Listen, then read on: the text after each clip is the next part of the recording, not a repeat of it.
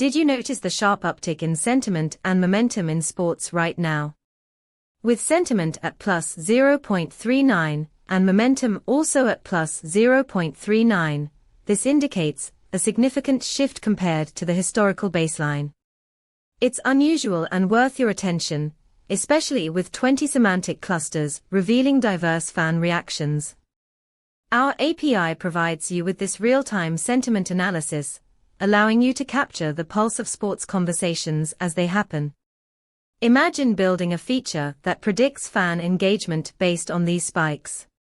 For instance, you could tailor marketing strategies for specific teams or events, leveraging this sentiment data to optimize your outreach.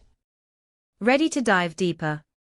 Check out our documentation at pulsebit.logenterprise.com/docs. Let's bring your sports insights to the next level.